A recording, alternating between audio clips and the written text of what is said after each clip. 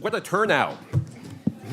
I'm Alex Moss. I'm Associate Dean for Academic Affairs here at UC Berkeley Haas, and I'm here stepping in for Dean Chapman, who was called away.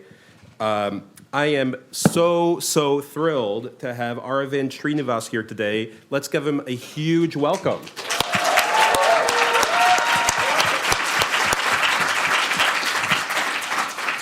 And also, welcome back to Berkeley. Aravind obtained his PhD in computer science here at Cal, home of many luminaries who developed the foundations of machine learning and AI, such as Professor Peter Abbeel and Michael Jordan. Couple facts about Berkeley. I'm speaking to kind of an audience of one right now, but UC Berkeley is the #1 university in the world in venture-backed startups, according to PitchBook. Stanford will say they're the #1 per capita, to which I say, who cares about per capita? We do impact at scale here, and scale is what Perplexity is all about. They're doing AI at scale. As CEO, Aravind leads Perplexity with a user base of over 30 million active users and 780 million inquiries and counting. Amazing for 3 years. I'll just say, I am one of those 30 million users. I've used the Perplexity voice assistant, and it's just such a great product. Aravind is an exemplar of questioning the status quo, as well as other defining leadership principles. In a recent conversation with Yamini Rangan, CEO of HubSpot, and a proud Haas alumna and board member, Aravind shared that curiosity is the key to success in business. It's what drives innovation and progress. I couldn't agree more.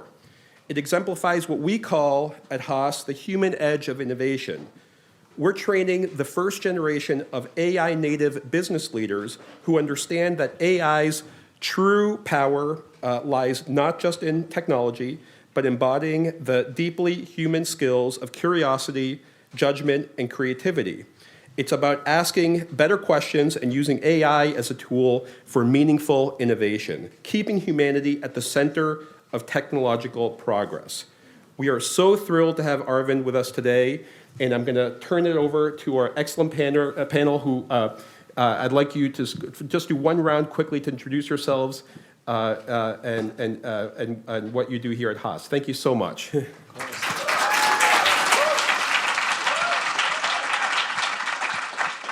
Hi, everyone. Hi, Aravind. I'm Gonza. I'm a second-year full-time MBA student from Peru. I also happen to be one of the Haas Tech Club co-presidents, and it's an honor to be here with you today.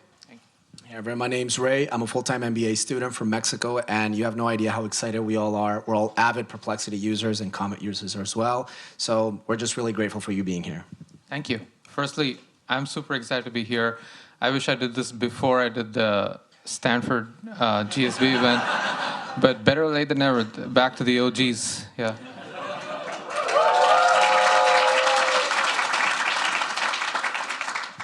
Aravind, you worked as a researcher for OpenAI and DeepMind, and for a lot of people, that would be a dream job. But you choose to leave that space and start your own thing.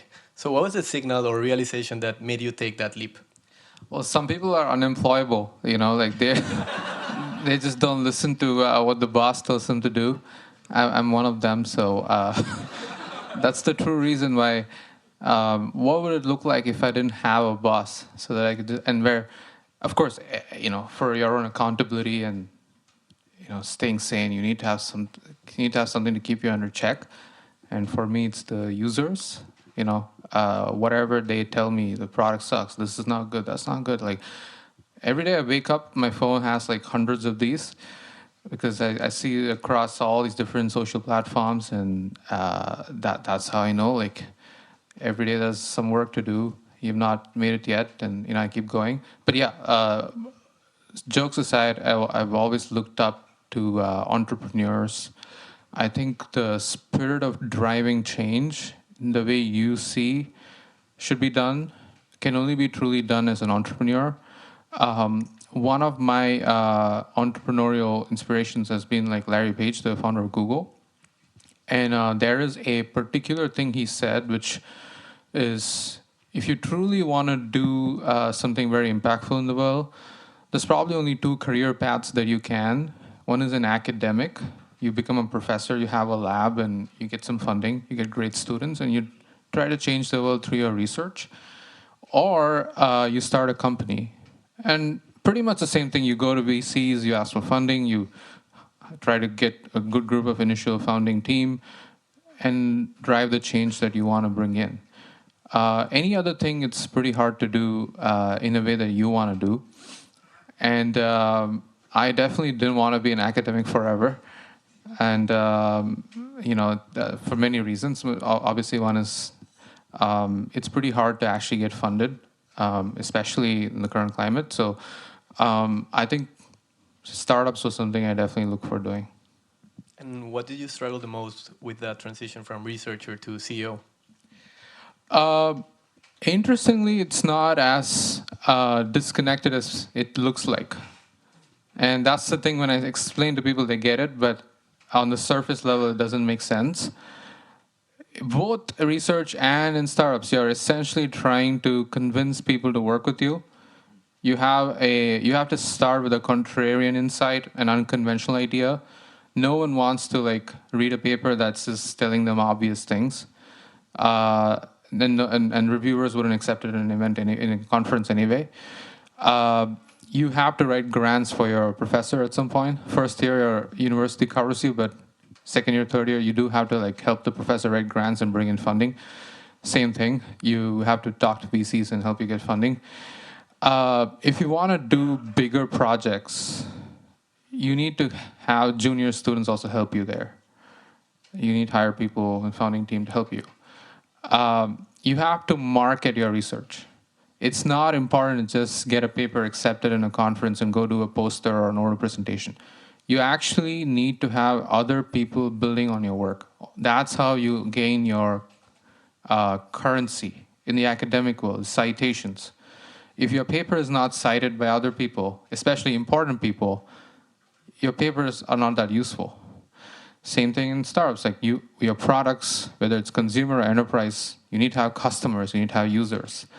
And then you need to build on top of what you have. You can't stop with one paper and then move on. You need to have a line of work. That's how you make your name in the field. Same thing in startups. In fact, I would say in startups, the line of work, the incrementality, the additional work that keeps going, the iterations is even more. So, but the last thing, the most important thing, there's a lot of suffering in both. Delayed reward, the concept of delayed reward. You are you're working on a line of research. You have no idea if it's going to work. If you already knew it, there's nothing interesting in it. Same thing with startups. You have a thesis of why this could be an interesting product to build. No one knows if it's really going to work. And so that concept of dealing with suffering and delayed reward and having that intrinsic motivation, everything is built in a research career. So I would say I was actually very well prepared for startups by being in academia as a researcher. Perfect. Aravind, we have a little bit of a complaint for you. Basically, when we were preparing this chat, Gonza and I sat down and did a bunch of research. And we said, we get it now, we know what to talk about. However, Perplexity would launch a new product. And then Perplexity would buy a new company. So I think our question is, how do you lead such an agile and ever-changing organization? Well, firstly, necessity is the mother of invention. I don't have a choice. It's pretty brutal out there. So just to survive in this fast-moving AI world, we have to keep moving fast. We have to ship a lot of things. We have to constantly... So the most interesting thing in AI, which is very different from other eras, is previous times you would have a pretty stable infrastructure and tooling to build around. And so you can build around that. You don't have to think about what will be the infrastructure 6 months from now and try to build for it today. That's the difference in AI. You have to build imperfect products, not perfect products. You have to build products that kind of 80% work. It cannot be 60% because then no one's going to use it. The retention will be zero after 12 weeks. You have to build 80% perfect products where there is a long tail of 20% that kind of doesn't work, but that 80% is enough for users to get excited about it. And 6 months from now, that 80-20 goes to like 90-10, and 12 months from now, it goes to 95-5. And that's how you win the market 1 or 2 years from now. You have to start with something imperfect today, and you have to have a vision for where it'll be, like the state of AI will be 6 months or 12 months from now. So that's always been the hard part, and that's what we tend to focus on. For example, everyone's talking about our Comet browser, which we made generally available last week. It's the world's first agentic browser. It can go and do stuff for you, pull in your personal context and stuff like that. We started to work on it 1 year ago when we decided to buy a small browser team and start working on agents. Agents was such a buzzword for 2 years prior to that. No one cracked it. Everyone thought it's just like a buzzword, nothing's going to work.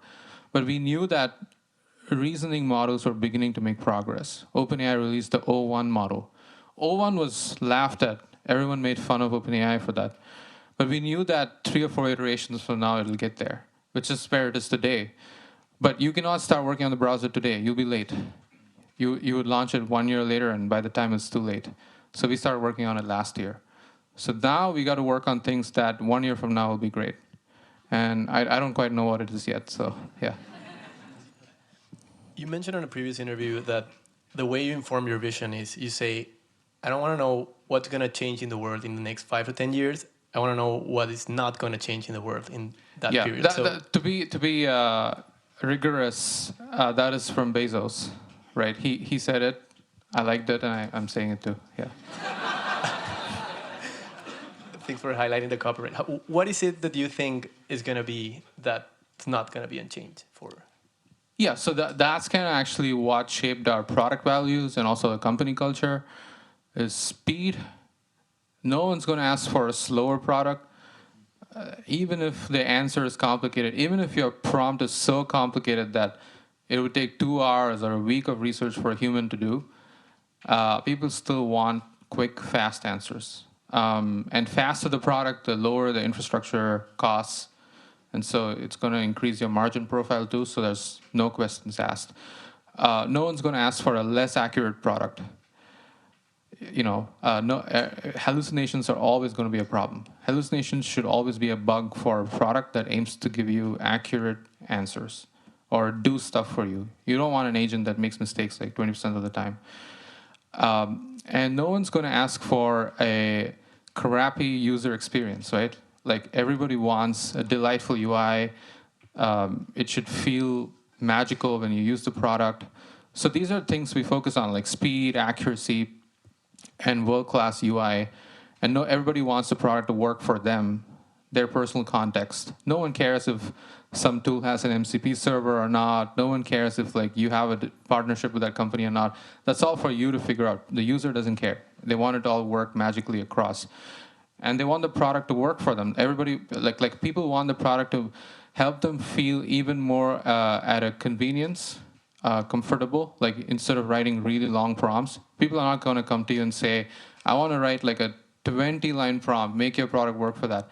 In fact, they're going to tell you, hey, I want to shorten my prompt, and I want you to do the hard work of really expanding it, understanding it, asking me clarifying questions. So these are the areas that we'll be working on for the next 5 years, that nothing changes there. Perfect. Aravind, Perplexity's mission is to support the world's curiosity. Let's pretend we're in your performance review, Aravind, and enhancing curiosity is your main OKR. How do you feel about it? How are you doing? I haven't done a performance review in a while. I hope not to have to do it. But yeah, like KPI, in terms of what measures how well we are doing on our mission, is how many questions a day are we able to answer? Like how many questions are being asked on all product surfaces of Perplexity? And that's growing really fast.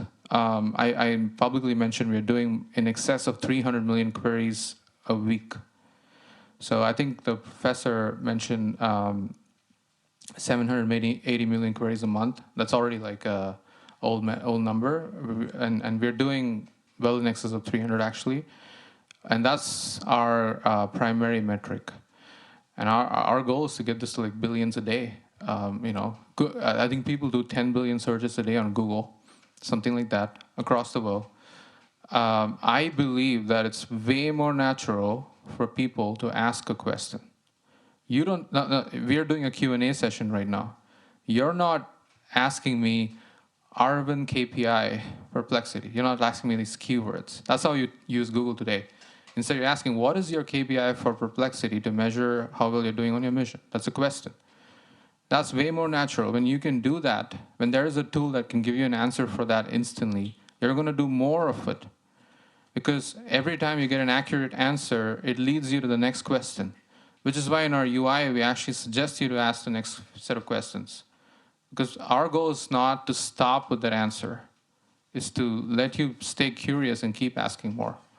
And so we think the TAM is actually even bigger than the Google search query volume today.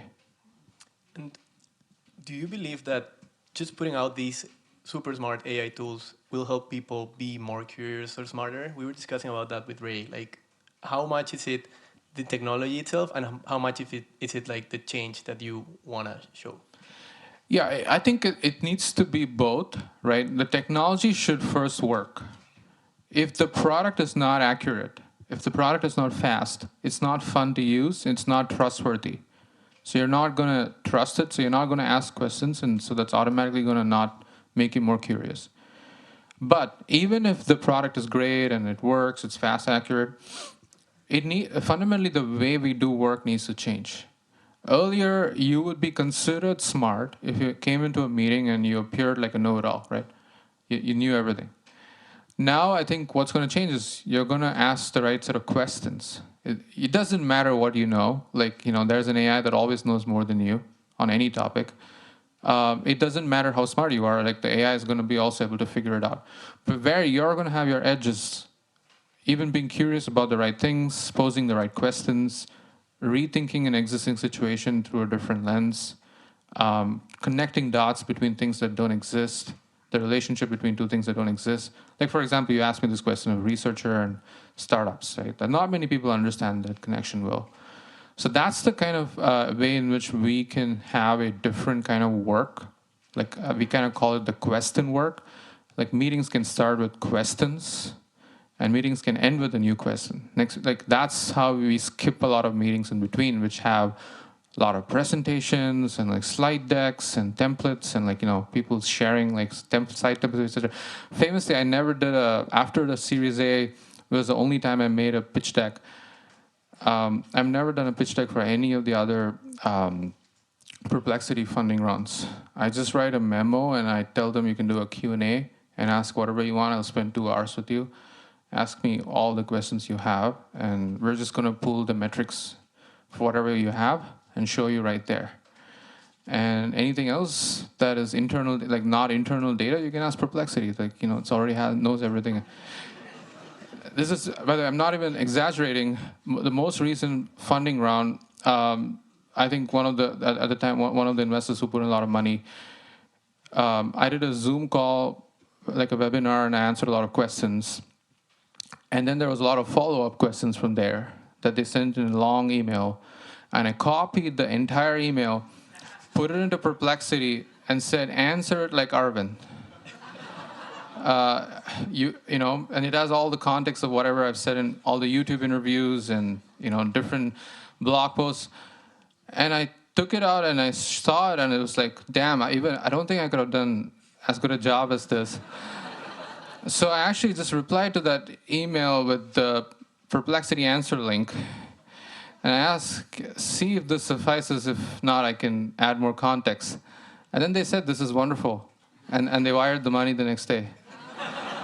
So, it's a free product that helps you raise, quite a lot of money. Yeah. And have you been doing that for, CEO, tasks? Yeah, I mean, a lot of the CEO tasks, essentially, information gathering, and then analysis of whatever information you gathered, and then posing the right set of questions on top of that, and then making decisions. And repeat. Except the first 4 steps are now very easy. If you have a browser, like Comet, it has access to your Slack, your Google Workspace, all that stuff that you have on your browser, and the web. So the information gathering part doesn't need to be done by other people. I can just do it myself. And then making decisions is still that's why I still have a job. Though I do take the help of Perplexity when I need to make hard decisions. And then just communicating that, which I still do myself, and following up in case things are like going slower than expected. That's how I do the job. In fact, I really think I would love for all the end-to-end thing to be done by an AI, so that I can literally just take vacations, because it's been a long time since I took a proper one. But I feel like that's still quite some time away. Yeah. One of the things that we were curious about was, going back to the question about moving so fast and how you mentioned really the industry demands that of you. How do you make your team keep up with your pace personally? One of the things we say internally is like our valuation is growing really fast. The beginning of last year, we were valued at 520 million. Today, we're valued at 20 billion. So that's like a 40x jump in less than 2 years. It's impossible for a human being to grow at 40x in less than 2 years, right? Yes, like we believe in the mantra of 1.01 to the power 365 is 37.78. So if you improve 1% a day, you get 3,700% better at the end of the year. But humanly, it's hard to compound like a machine. People need some time, they get burnt out. So what I believe is try to take on increasingly complex projects. As the company grows, even doing the same task becomes more complex because you have more users. So earlier, we would just YOLO ship things. I would just ask for a feature and they would code it up and just ship it to production, no questions asked. Like, who even cares? You have like 1,000 users, 10,000 users. Now there are like so many DAOs, like tens of millions of DAOs, and you have to think. And the moment there's even a small mistake, people screenshot it and shame us on Reddit. And it's very, very hard to read some of those things. And there's a churn in revenue, like people start canceling their subscription plans if you make mistakes. So at the same time, our edge comes from kind of like ignoring all these side effects of shipping fast and still moving at the pace we do, because that's what we can do that Google cannot do. Because for Google, it's a billion DAOs, like 100x harder problem to solve. So I still try to tell them, be a little more responsible than you were 2 years ago, but still move fast and take on more complex projects. And if you feel bored about what you're working on, try to find like slightly different things to work on that give you some dopamine. Burnout usually comes when it's less about the hours. Burnout usually comes when you're not enjoying the work you do, but you're actually having to do a lot of it. And so that's essentially you having to listen to your own internal dopamine system. And if you're winning, the metrics are all going well, like that essentially drives you to like put in the hours. So in the last couple of years, you have been shipping a lot of products. You've added pages, API integrations. More recently, you have the email assistant and, of course, Comet. Each of these products represents a different problem space and challenge. So if you could have a magic wand that solved just one problem for Perplexity's user today, what would that be? Context, right? The user context is the most important thing. That's why everyone's working on browser, memory, and all these things, like truly understanding the user so that every answer is personalized, actions are taken on your behalf, things can run in the background, your like all the boring aspects of your work and life can run on Comet. That would be fantastic. And a lot of these problems we don't know how to solve. Like, I want to be able to be on a walk, talking to you guys about like random things about campus and still be summoning some tasks on Comet. It'll be working for me. That way my life feels so easy, and give this power to everybody else. And that's how you change the world. and doesn't seem easy to solve. A lot of hard engineering problems. Because doing the browsing just on the client side is so much work. Doing it all on the server side is even more work. Doing it in a way that's synchronized across all your devices, different platforms, is even harder. And doing it in a way that's proactive so that you don't even have to ask AI to do stuff. It automatically knows what you need and does it for you is incredibly hard. And we want to solve all these problems, and just that's how you deliver the ultimate magic. I mean, what do you think is an aspect of AI that is underestimated? You know, a lot of people talk about energy, GPUs, cost of inference, but what do you think is something that is not being talked about enough?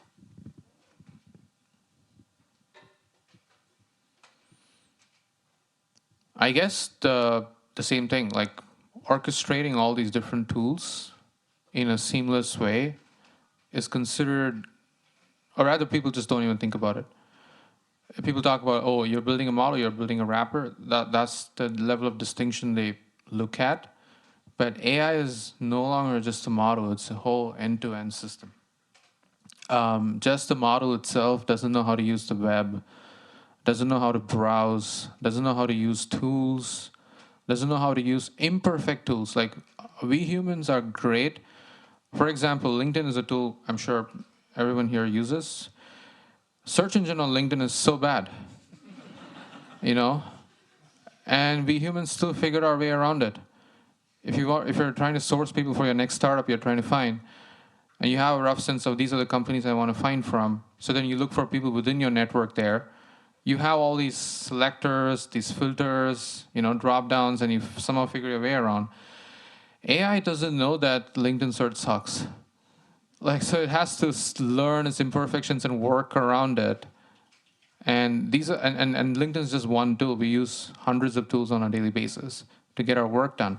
So if you truly want to build an AI knowledge worker, it has to work with the imperfections of the human world and still go do stuff for us.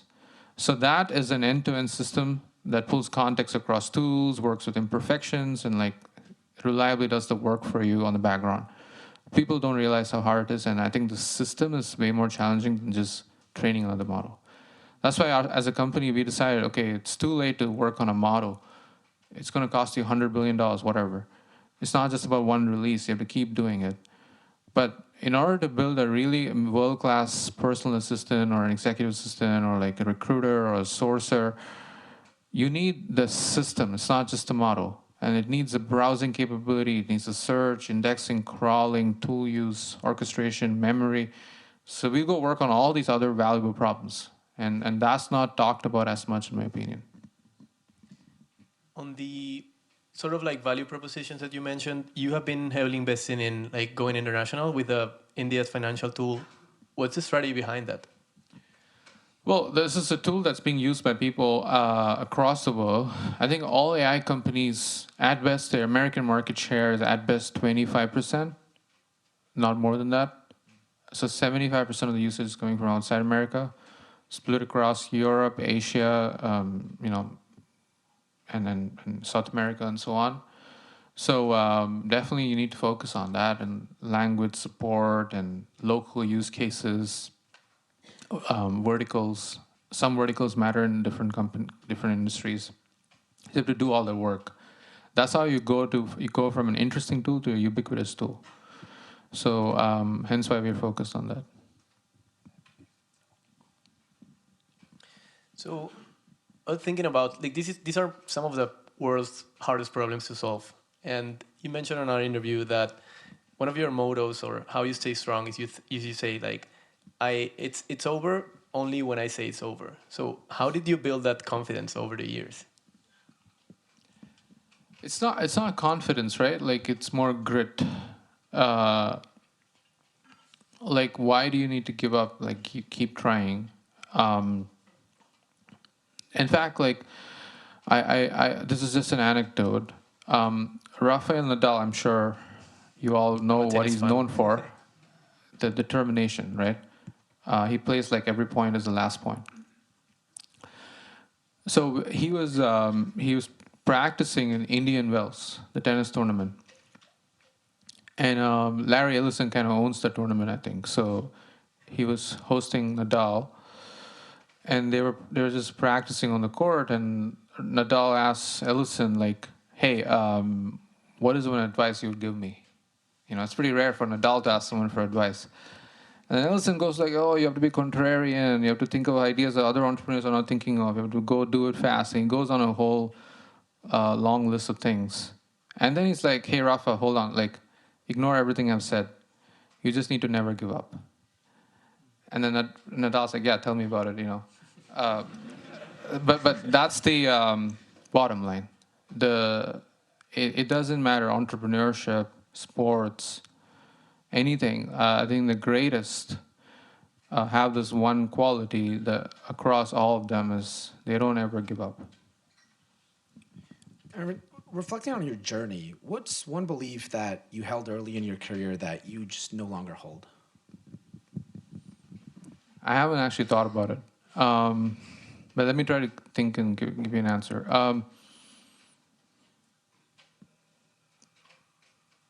I guess I used to, I still have that thing. So I see it being helpful to me, but I guess I used to think every problem just needs to be fixed instantly. And as the company has scaled, like I have learned to make peace with some problems just existing. Because I know it's impossible to fix every problem.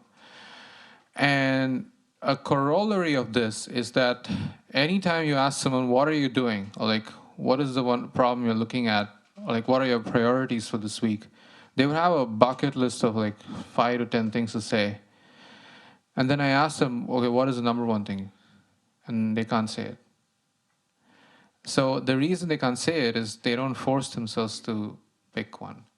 And when you're forced to pick one, you just become indecisive. It's hard because you're like, "Oh, what about the rest? Like that's also important." Like, and I think that is the number one skill you need as a CEO or a founder is anytime you need to pick the number one thing. Obviously, just doing one thing is insufficient in this kind of fast-moving world. But you need to know what is the number one thing and just learn to let the other problems stay there for a while.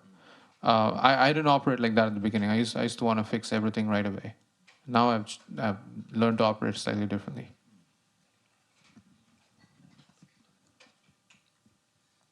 So going back to the sort of browser space, you know, you have been compared to that other big tech company that focused on search that started with a G. I haven't heard about it. I heard they were founded at Stanford. Do you know that? Yeah.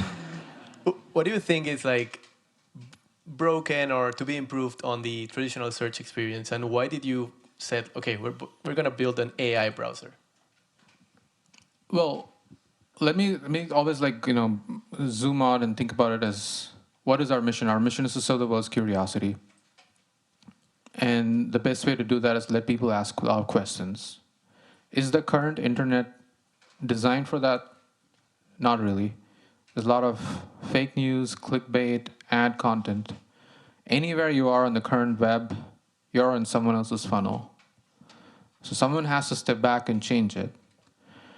And you cannot really build a truly personal assistant that actually helps you to delegate a lot of the boring things so that you can go explore and investigate and dig deeper in interesting things without building a browser. You need to reimagine the whole thing from the get-go. And that's why we wanted to build it. We didn't want to build a browser just to put our search engine there. We think our search is superior to Google's, mainly because we think the world is moving towards questions from keywords. Not because we have much superior technology and infrastructure. I think they're still ahead of us there. But the thesis is that people are going to want questions. People don't want clickbait. People don't want ads. People don't want SEO slop. So that is fundamentally changed in Comet. And people want to own AI themselves. Right now, when you're in Google's world, they own all the AI. You don't have anything. So they tell you what is the ranking. They dictate who gets to rank here and there. They get to dictate what ads you see. And you just take it for granted. With Comet, it's very different. You have a personal assistant. You can actually say, "Hey, go Google these 20 queries for me. ignore all the ads, click on the most relevant things for me based on what you know about me, and populate this in a Google Sheet and then send it as an email to my colleagues. Google will not allow you to do this because they lose money if you do this. So that's why we come in. Now, Aravind, this will be our last question, and then we'll open it up to public Q&A. And the way we wanted to end was basically we wanted to create a hallmark question for the speaker series, and we thought we would start with you because you're so close to us here in the community. And the question is targeted towards getting to know you better as a person rather than just a professional and your achievements. The question is, if you had one extra week in your life, what would you use it for? Honest answer is I would still work. Yeah, so let me just be honest. Yeah. But yeah, I don't get much time to spend with my parents, so I would obviously try to spend with parents. I would still work then, but I would go and spend that time with my parents. Thank you. Aravind, Ray Gonzalo, thank you for such a great Thank you. conversation.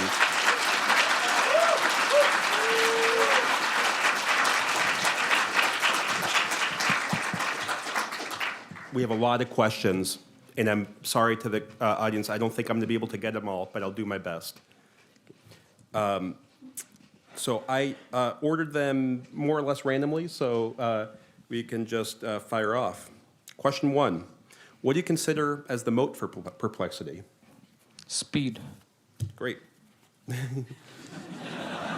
I like that. This is a longer question. As AI-driven workflows replace traditional processes, how should leadership evolve, particularly in big companies? A lot of our students here are going to be leaders in companies, and they may not be doing AI, but they'll be using AI. So in decision-making, org design, talent development, and where do you see the biggest leadership impact over the next 12 to 24 months? Evolve to doing question work. Start meetings with questions, not with presentations. Skip the first meeting, get to the second meeting with starting the question. And incentivize people to be asking questions rather than trying to know answers to things. You've named several personality attributes critical to being a founder, including grit, which really resonated with me. So when thinking about your team, what are complementary personality traits different from your own that are essential for team's collective success? Well, all of them are way smarter than I am. They like, my co-founders are way better engineers than I am, more tactical at getting things done, better project managers, better deal makers. So, not to just meant as a joke, but you have to be a jack of all trades as a CEO, and you can go deep into things if you want to, but you have to be a jack of all trades. So sometimes you might internally feel you're just a bullshitter, but the others are just way better at actually doing things than you are. Just a follow-up question: was there a transition point for you where you had to what was the key point where you moved from pure startup mode, where you felt like you were doing everything, to where you had to take that one step back and form the team? I realized this from the get-go that without a good team, we're not going to go that far. And one thing I really appreciate working at Perplexity, leave alone as a founder or CEO, is how talented everybody is at doing their work. They're world-class at whatever they do. And so just learning from them is fantastic. And I always like learning from others. I think there was no insecurity for me that someone's better. I actually always wanted to be around those people.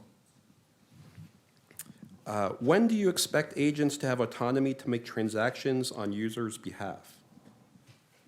It's already happening on Comet. Like, you can actually have Comet even trade for you right now. Like, as long as you're logged into your Robinhood and have it as a tab, you can have Comet place call options on NVIDIA and stuff.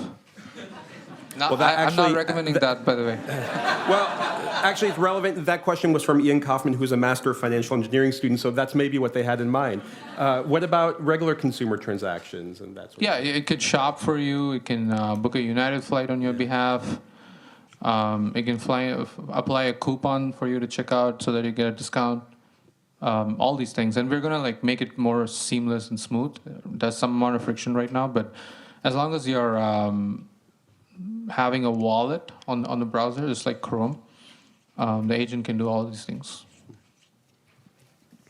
How do you look at failure when chances of failure are higher or even guaranteed? How do you still perform and show up? What is there to lose? Like a lot of people operate in this mindset that there's so much to lose, and oh, what will people think about me if I lose? And like no one even cares. There's just so much of problems in everyone's lives already. So the only person who's going to support you anyway is your family. And as long as they support you even in the time of failure, which, that's what a family is meant for, and close friends, there's really nothing to lose from taking risks. How does Perplexity approach data privacy and IP issues in AI, and how has this changed over time? Yeah, so we really give the user clear instructions. You only connect your different MCP connectors if you really want to. There's a value add from that. And all the enterprise usage of Perplexity is zero data retention, so we don't actually even look at your data. The admin account gets to store it, but that's for internal admin usage. We don't actually get to see it at all. And we support incognito mode searches, both within the product, on the browser too, and none of that data is ever stored or for training purposes. All the data that lives on your browser on the client side just stays on the client. It's not sent to the server in any way. Unless you invoke the AI and ask it for help, the browser just stays as a regular, private, secure browser. I know we have entrepreneurs in this room. Relevant question for someone starting out. So if you're raising from VC angels for the first time, what are some red flags to spot in investors? Wow. Where do I start? I guess I would just say look for, this is usual advice, look for a long-term investor. If they're asking you, what's the unit economics, this, that, at the seed stage, clearly they're not the right fit. Because no one knows the business plan, no one has any idea what the actual product that you're going to build will be at the seed stage. So you're really betting on the founder, the team, the mentality of the founder, the skill set, ability to sell a story. That's what you're betting on. The actual product, the actual roadmap, everything changes pretty fast. So look for people who are okay with that and are betting on you rather than your idea or your, the unit economics or whatever. Because if the idea is right, they're going to bet on someone else who's doing the same idea too, because they're more interested in that. There's a lot of talk about the environmental impact of AI in general, and I know there's a lot that's known and not known, but how do you think about it at Perplexity in terms of energy use, servers, and also kind of, if your vision of growth kind of continues in the future as well? Yeah, so we're not in the business of building data centers. In fact, a lot of our inference usage is pretty compact and efficient. We try to use open source models whenever we can. We work a lot on distillation. We publish a lot of blog posts on how we can do inference even more efficiently of trillion parameter models, which with minimal GPU nodes. And we really track the token throughput and efficiency. So I always believe incentives matter more than interests, fundamentally for a capitalistic company. Our incentives are actually aligned with being efficient because search is a business where you have to be fast, and you have to scale to 1 billion queries or more. So without being efficient, we're going to lose a lot of money. We'll be out of business pretty fast. So hence, by working on efficient infrastructure, we will do our part to be responsible in terms of energy usage. So efficiency and sustainability often go hand in hand. Yeah. Yeah. Okay, should I ask this question? I guess I'll ask this question. Are we in an AI bubble? What are your thoughts on that? I think it's interesting. There are obviously announcements you hear when people without any product or something can raise $1 billion. So that does feel pretty odd. But I raised the first $1 million, and that itself was not that easy. This was three years ago. So definitely there is some bubble. Value is being created though. Otherwise, people are not going to be using the products this much. So it definitely feels very different from crypto, where there's imaginary asset value creation in these assets, but there's no real tangible usage. So by building a personal assistant and putting it in the hands of everybody and making their life easier, making them work more efficiently, more fun, I think like we're creating value in the lives of people, and that will automatically translate to economic value. So as your company has been so successful, and you as founder and CEO have now become so well known and famous as a result, how do you stay grounded? I told you, right? I wake up and there's 100 bugs that... Today morning, the Reddit post that got sent to me was, Perplexity sucks. Or like, the browser is so like hogging my RAM. You guys are supposed to be better at Chrome. So, you know, I have enough of these every day to deal with. And I think there'll be a lot of this coming for the next 5 years. I'm not worried about staying grounded. Do I have time for one more? I think we end at 1:20. I'm looking at Sarah. I don't know where Sarah is. Okay, well, I think I have one more. So for a B2C product, what's the most effective way to market the product for traction? Well, surely it must depend, but what's your experience with that? Product-led growth is what we have mostly done. So we ship a lot, we keep announcing stuff. And so even if people don't use the new features we announce, we're always in the news. We're always like doing stuff, and we're constantly like, you know, keeping people interested and excited, and bringing in new users. And then like product obviously has to be really amazing. So that is what leads to word of mouth growth. And that's how you get new activations. We've done a lot of partnerships where other like companies with access to a lot of consumers would market our product, and in return they get to like do some revenue sharing and things like that. So we partner with a lot of telcos and other established brands here like LinkedIn, PayPal. So you got to keep doing a lot of these things to get new users. It's very hard when you don't have distribution. That's why everybody discourages you from working on consumer, because the last real consumer company, you know, like, of course, OpenAI exists there, but you could argue that they started the brand 10 years ago, and they founded with Elon Musk as a founder. But the last real company that did not have any of that large funding and was an unknown name that got a lot of users is TikTok. And TikTok spent like billions of dollars on Instagram ads to get users. So it's going to be a long road. If you really want to go to consumer, you have to absolutely want it and give it your best in all these different channels. Well, I did not think we'd get through the questions, but actions speak louder than words. True to form, the branding of speed carried the day here. So we appreciate that for all the opportunities to answer questions. Huge round of applause for Aravind. Thank you.